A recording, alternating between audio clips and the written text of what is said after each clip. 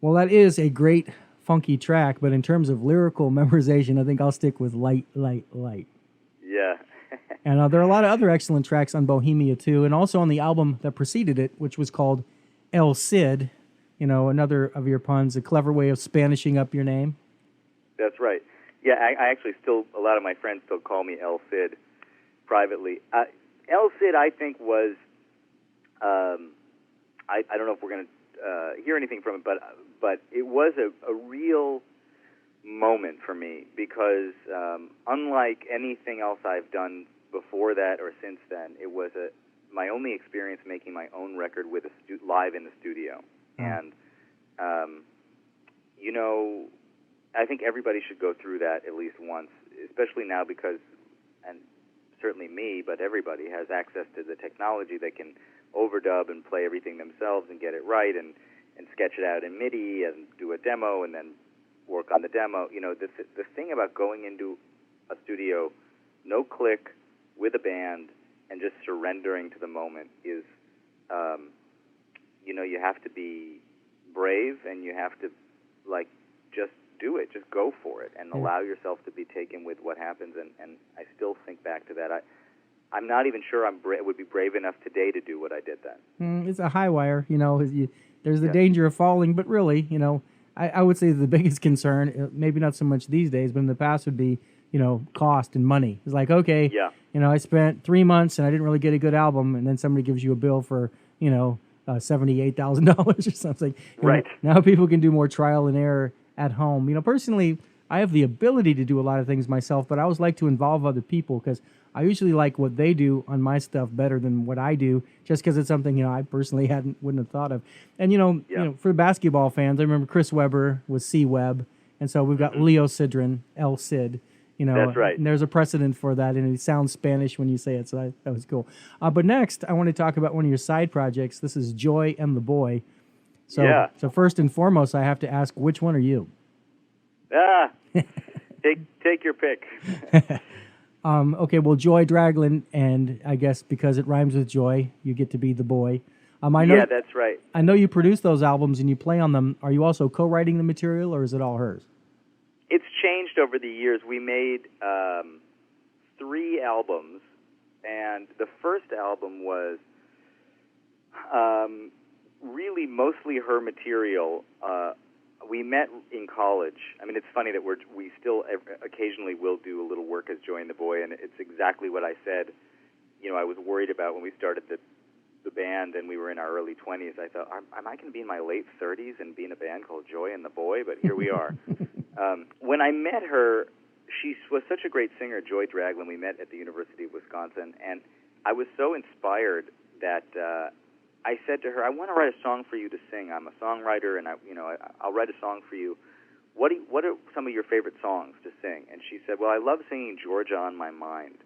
So I wrote this song in 6 called Quicker Than Light that was a kind of a vehicle for her. The chorus lifts in a way that I thought would really showcase her. And then it had some harmonic stuff happening in the songwriting that was influenced by some of the stuff that I was into at the time. I was really influenced by Jonathan Brooke and the story. Jonathan Brooke is a beautiful songwriter, and she uses these dissonant harmonies sometimes that really influenced me. So that was the first thing that I did with Joy. And then one night with a bottle of wine and, you know, sitting around with the guitar, she sort of like revealed to me that she writes songs too, and she picked up the guitar and she played just like, I mean, I want to say like 15 songs that had my jaw on the ground. And these were songs that she had written in high school, and she was like, honestly, it was like discovering this treasure, like coming in the middle of the woods to like a treasure with like light beams coming out of it, you know, and going, oh my God, what have I just stumbled on? So for the most part, that first record was her songs. I wrote a couple, but we didn't really do any co-writing. And that was, you know, I was like 22, and a friend of mine, I had always been familiar with studio recording and grew up around it to a certain extent, but I was not comfortable with computers at that point. I'd gone to Spain to live, and I was working on my guitar playing and songwriting, and I was sort of like avoiding dealing with Pro Tools. friend of mine who had never stepped foot into a recording studio. He was just a guitar player who got his hands on an early version of Pro Tools LE, showed me some project that he was doing, and I was like, so, you know, there's times when you see somebody doing something and you go, oh man, I got to get on top of this like right now. Yeah. And I went out and I bought a version of Pro Tools, and I learned how to use it. And that first Join the Boy record really was me learning how to use Pro Tools and learning how to produce and having the, like, you know, this wonderful collection of songs to work with. So that record was almost entirely, she would come in and play guitar and sing, sometimes no click, and then I would build the track around it. Well, it's a shame her name wasn't Jan, because you could have been Jan and the Man. That's true. Well, maybe it's time to, you know, to upgrade the name. Well, what I like about her singing style is how she retains a soulful quality without overblowing or showboating vocally. You know, that type of restraint results in performances that will stand up to multiple listens. I feel the same way about an artist who I know you and I both respect, Nicholas David, who's been on the show before. Same kind of thing. Yes. Both of them, by the way, have something in common, which is they're both from Minnesota. Joy's actually from Minneapolis also, and that musical tradition is this kind of buried treasure, also not to overuse the treasure analogy, but it is really an area of the country where there's so much musical talent and so many people sing, and they sing in church and they sing, you know, in life. And Joy, for example, grew up singing in the basement with a karaoke machine, and her whole family would sing.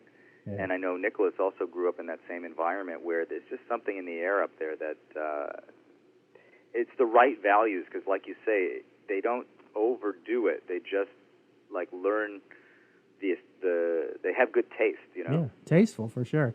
Let's go ahead and listen to something from Joy and the Boy. This is from an album you released in 2009 called Secret Place.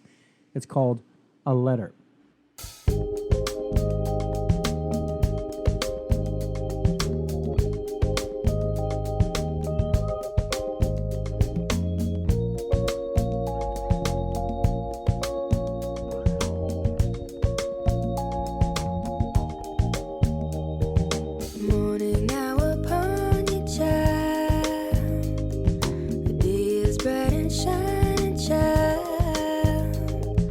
Wish that you'd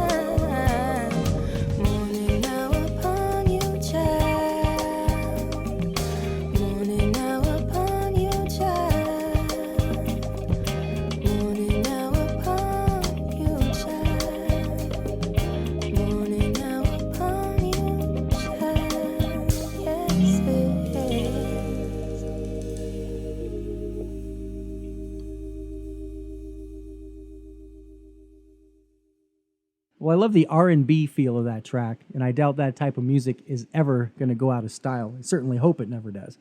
The rest of the Joy and the Boy catalog is equally good, so I recommend everyone check it out. That just happened to be a personal favorite of mine, that track. So now let's talk about your podcast. You premiered your show in January of 2014, so you've been at it about a year and a half now. I know you had a lot on your plate already, so what motivated you to venture into this medium? I had some initial idea to interview musicians and people who were kind of coming in and out of my life, probably before podcasting was a thing, or at least when it was really in its infancy. But when I moved to New York in 2005, I had this recording studio in Manhattan at a music production company where I was doing a lot of jingles and production music. And the great part of it was that I was meeting a lot of musicians in the studio, and my favorite part of the process was that sort of getting to know you catch-up before and after the session. The sessions were always fun, but I love trading war stories and hearing what people are up to. And, everybody's always got some little thing that they're into that they leave you remembering. And at a certain point, I was thinking, man, this is like the real asset in my life, is these conversations. And but I didn't really have the wherewithal to do anything, or I didn't have the motivation at the time to do anything about it. And then actually, one of the things that did get me motivated was when I moved my studio home and I had my daughter, and I spent the first pretty much 2 years of her life just kind of at home, working in my home studio and being around the house. And I really loved it, and but I realized that I was feeling disconnected. And I live in New York in part because this is a place where there are so many great people. And I mean, in fact, without the people and without the opportunity, New York can really just be anywhere else. Yeah. And so I thought, what I'm going to do is just start asking people if, when they come over to record, if they'd like to sit down and talk. And so the first handful of these interviews I did were kind of framed around studio recording, where I would call somebody, and then, of course, what would happen is I would think, well, who do I want to talk to, and then, what excuse can I come up with to have them come over and record?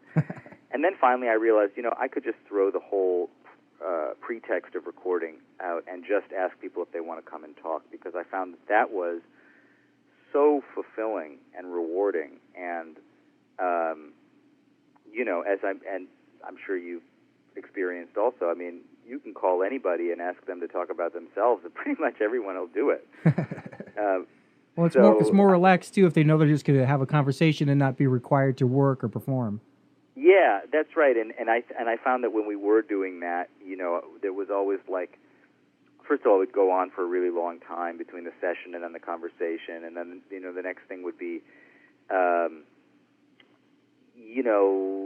what's the priority? Are we really focused on the music or the conversation? It just seemed like it didn't have to go down that way. But that was a big part of my motivation. And I will say also, I sort of grew up knowing that interviewing was a thing. My dad had a show where he interviewed on NPR in the 80s, where he interviewed jazz musicians. And to be honest with you, that was one of the reasons that I was careful about getting into it, because I'm so aware of his body of work and his career, and I grew up listening to his interviews, and I wasn't really sure that I would be good at it, and that sort of kept me a little bit guarded about doing it. And finally I just said, forget it, I'm going to go for it. And what I found was that familiarity was still there, that understanding of what it's like to have a conversation with the red light on. Yeah. Was still there for me. Why did you call the show The Third Story? Well, my studio's on the third floor of this house in Brooklyn, and so again, much like Mucho Leo and El Cid, it was just basically framed around this play on words. And then I started thinking about what else it might mean, and what I love is actually how other people have brought their own meanings to it. One is there's your story, there's my story, and then there's this conversation we're going to have, which is the third story. The other is this old expression that I like: there's your story, there's my story, and then there's the truth. Something along those lines. There's the story that you have, the story I have, and then the story that the listener brings to it. The idea that these are the stories that just haven't been told. And, our shows are similar in that we both concentrate on musician interviews, but a key difference is, I do mine like we're doing right now over the phone, and yours are done in person, and you kind of explained why, it is that way, how the genesis of it. So consequently, as we're also doing, I tend to cut away to music periodically, but you present more of a complete, uninterrupted conversation that's more representative of what actually happened. You sat down, you hit record, you spoke, and that's the end of the show when you're done talking. So what are you actually recording the show on? I'm recording it on Pro Tools, and often I'll ask a musician or a producer if they're familiar with it to keep an eye on the meters also. And but what's interesting about that is, and by the way, Dan, I have to just say, and I know I said it in your anniversary episode, and I know I've said it to you when we've chatted. You were one of the first people to get in touch, and you were so supportive. And in fact, I'm not sure exactly what you said, but my memory is you said something like, after I put the first one up, something to the extent how often are you going to do it? I think Thursday is a good day to do it. Every 2 weeks is probably a good amount to commit to. Less than that, maybe you don't seem like it's consistent enough. More than that, you'll find is a lot to commit to. I think you gave me some really hands-on pointers that I used, and the other thing I understood when I heard from you immediately was that this is a community. I didn't have any sense of this being a community. It's such an isolating thing to do, to go into a little room and have a conversation with somebody. And from your point of view, you're doing it remotely also, so you kind of feel like you're just floating out there on some barge in the middle of the ocean, and then to find out that you sent this message in a bottle out and it came back to you is pretty incredible, and it was a good feeling. Well, good. I'm glad I was able to help you in some way. But, this you just alluded to the anniversary show. I've been doing it for 5 years, and right now, Mike is here, engineering. I'm here. You're on the phone. We record the show. We move on to the next one. And that anniversary show where I had all the comments from listeners in countries all over the world, in every region of the states, you're right. I knew there was a community of podcast hosts, but there's also a community of podcast listeners. But the reason I asked what you record the show on is they don't always come to you. Sometimes you go to them. And I remember your Peter Coyote interview. It sounded like, he was kind of walking around a little bit. So I was wondering what the headphone microphone situation was. Yeah, so this is a little bit of a new thing for me. I laid down the law for the first year where I really insisted that people come to me. And as I tried to get sort of bigger and bigger people, or people who are busier or having more or less successful moments in their careers, I found it, as soon as I started interfacing with management and publicists and stuff like that, I found it harder and harder to convince people to come to Brooklyn and come to my place. And I was still holding strong. I actually kind of lost a few pretty key interviews, I think, because of it. And so then I started thinking, well, what if I allowed for some, mobile in-the-field recording? And I think the first one that I did was Madeleine Peru. It was just too good to pass up. Actually, that's not true. The first one I did was this young singer in England named Jacob Collier, who, but what was great about that is I went to his house and he had a studio, so I used his studio and his microphones. Then the first one I really did without any real technology was Madeleine Peru, and it was a huge risk. She was one of the biggest artists that I had talked to. We were doing it in this totally uncontrollable environment. We met on an outdoor cafe in Paris. It was just unbelievable, and the fact that it worked out, I was so thrilled. I remember there was some little bit of street noise there. It was never interfering, but it was, you could tell that you weren't in the studio, which was kind of nice, because then in our minds, because it's an audio presentation, I can picture the two of you sitting in a cafe in Paris. It's a nice image. Well, so that's what's so interesting is that the feedback I got on that was, not only was it not a problem, but in some ways it was kind of like an added bonus that we got that, and it helped to tell the story. So then I said, okay, well, the third story is, generally something that I do in my studio, but occasionally I'll go out into the world. And more in the last 6 months, I've gone out and interviewed people. So like the Peter Coyote thing, we were in this big apartment, and I have mixed feelings about it. I'm sort of trying to reconcile my studio production mentality with my podcast mentality. Like I tend to, when I'm recording a record, I try to have everything sort of set up so that if somebody's coming in, there's like very minimal futzing and tweaking and dialing and stuff, and so musicians can put on their headphones, and within a matter of minutes we can get going and get the sound. Mm-hmm. And so something like Peter Coyote, I didn't want to waste his time. He sort of suggested that we sit in this room. It was a big, boomy room, and I had no headphones. I didn't want in it, he just sort of started talking. We started talking, and it just seemed like I didn't want to interrupt the energy and the flow that was happening, and so I just let it roll, and every now and then I would just kind of look at the meters and make sure that, that numbers were advancing and meters were bouncing, and they were, and so I didn't actually know what I had until I walked out of that interview and plugged in the headphones. And that's why I mentioned that one, because it seemed like you had less control, and you even commented in your preamble that, he'd wandered off to make tea and come back and kind of warned people. Yeah. Now, do you bring a long list of prepared questions with you, or do you just try and keep it more spontaneous and just wing it? Here, since we're in two different places, I have pieces of paper all over. It's not a problem, but, I've done things in person myself, and somebody might be put off if I'm constantly looking down at paper or looking at a laptop screen. So, how do you handle that aspect of the interview? Yeah, I am... I'm pretty freewheeling with it, to be honest with you. I imagine you could probably hear that in the way I approach it. The first interview I did was with Will Lee, and I did have paper. And, he was so generous, and I said it in my introduction too, but he was so gentle and so generous and so welcoming of me and of this idea that he really put me at ease. I mean, I was like really a little bit of a mess. And this is somebody who I've known since I was young. Mm-hmm. But even still, I was just like, I was really nervous, and I did have paper. And I kind of found that maybe it was a little bit helpful for me to make sure that I covered what I wanted to cover. I certainly have had interviews where after it's over, when I listen back to it, I think, oh, I can't believe I didn't ask that, or I can't believe I didn't mention this thing. But the truth is, when I listen back, what I'm more listening for is, well, what did I not follow up on that they said? I find that when I have paper in my hands and I'm looking at it, that maybe it's harder for me to listen. And I think that my approach generally is to just listen. In fact, a lot of what I do is to get out of the way.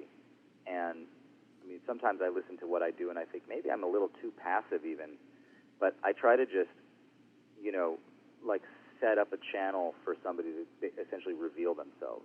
Not in any kind of a embarrassing or, not to reveal too much, but just to show who they are. Oh, no, the tone of your interviews, the fact that you're mild-mannered and the fact that it's in person, there's a comfort level there that, I've never got the sense that any of your guests were anything other than, appreciative of the opportunity to speak and happy about it. But I've sort of learned from appearing on other people's shows to sort of trust myself to kind of go without a net and, just kind of talk off the top of my head, because it hasn't really been a problem. But like you say, you think back, oh, I could have made this joke or I could have made this observation. Yeah.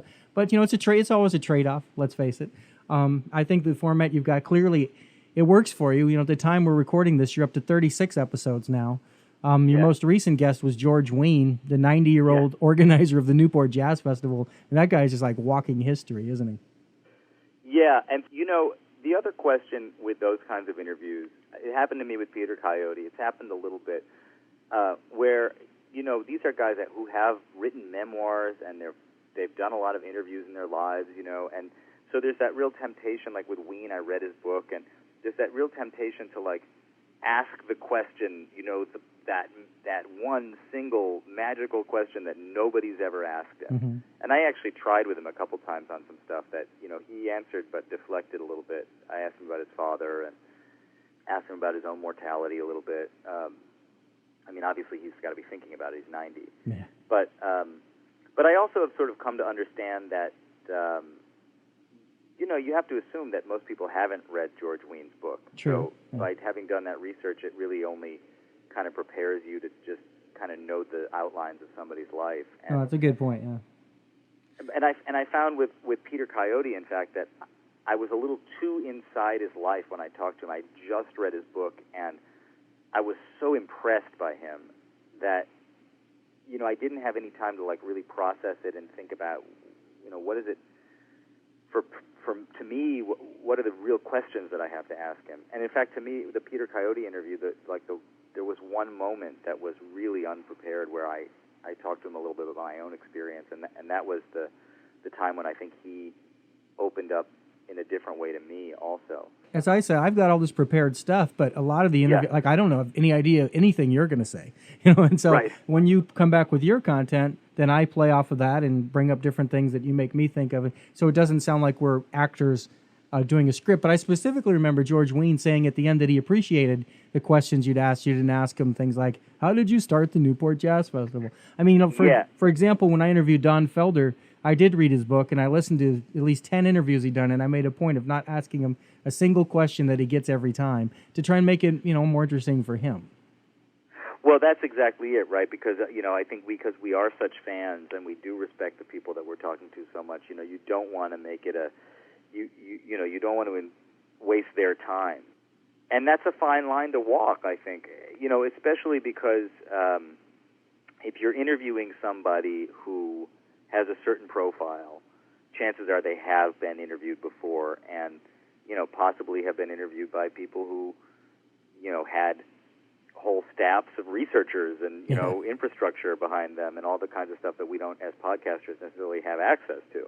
So we really have to rely on just who we are and our wits and, our own personal interest to get by. It's true. You got to be able to think on your feet. But also, if they have good chemistry with you, like, say, George did with you, they're going to sort of bring things up. They're going to also steer things in a way they think it makes sense and help you out. The thing that's a trip about that guy is listening to him talk about his first-hand experience with people like Louis Armstrong and Duke Ellington. And it's funny because he still thinks that Charlie Parker is the new guy because he remembers when Charlie Parker was the new guy on the scene. That's amazing. I know. I've been thinking about that a lot, Dan, and because I interviewed him because I was going to go to the Newport Jazz Festival, which is, a festival that he created in 1954. And when I read that thing about, and asked him about this thing about how he thought Charlie Parker was new, and it took him a long time to be able to hear it. It sounded like noise to him because he liked swing music, so bebop he didn't understand. And, the Newport Jazz Festival and the Newport Folk Festival, what's amazing about it is that it's very broad. Like, it really does present a very wide range of what folk music is today and what jazz music is today. And I think that's because the first thing that happened to this guy is that he had to come to terms with the fact that there's going to be music out there that he doesn't understand, but that he recognizes is important and valuable. Yeah, well, I would say Charlie Parker is important and valuable. It's just funny because even at me at 52, I don't think of Charlie Parker as the new guy on the scene. But George Wein remembers when Charlie Parker was literally the new guy on the scene, or Dizzy Gillespie, or there were people he knew, but the music was changing, and because of his age and because he's still so mentally sharp and everything, he has a perspective. I mean, I think it's come up before on the show when you talk about watching a documentary about bands from the 60s or the 70s, and the commentators are in their 20s, they just learned it from books or from videos or what have you. They weren't there. I mean, this dude was not only there, he wasn't just a person who happened to catch a Duke Ellington show. He was, working with these guys, booking their different gigs at venues, and, that's just, I mean, I didn't know he had a book. I got to go read it. Yeah, it's pretty cool, and you're right. But I also think for a guy like that, what must it be like to be the last guy standing, you know? Because there are so few people that saw all of what he saw and are still seeing it, and it's pretty impressive. But weirdly, I wasn't worried about him for some reason. I'm not sure why exactly. Maybe because the truth is I didn't really know much about him until I scheduled the interview and then I read the book.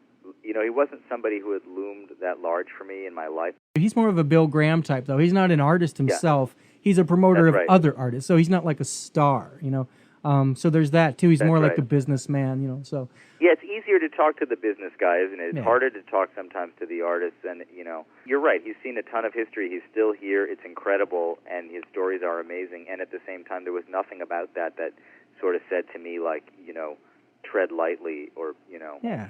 or you're out of your depth or anything like that. What could intimidate a 90-year-old guy with his experiences? Pretty much nothing. Right. Nothing. Yeah. That's right. Well, clearly people should check that one out. But Steely Dan fans will probably want to hear interviews with Michael Lenhart, Steve Kahn, and Rob Muncie. You've spoken with Joe Lowry, who was one of the vocalists featured in that 20 Feet from Stardom documentary. Jesse Harris, who wrote Norah Jones' big hit, Don't Know Why. You mentioned, the funny thing when you mentioned Jacob Collier is, Lyle Workman and a few other friends of mine were passing his stuff around, and very talented guy. And, I kind of thought, I'll reach out to this guy. And then I saw that you had interviewed him. And, I listened to it. And like you mentioned, you're in London. You're in his studio, which I wouldn't have been able to do. And I heard the questions you were asking this guy. And I thought, well, I don't need to do that one. Leo's got that covered.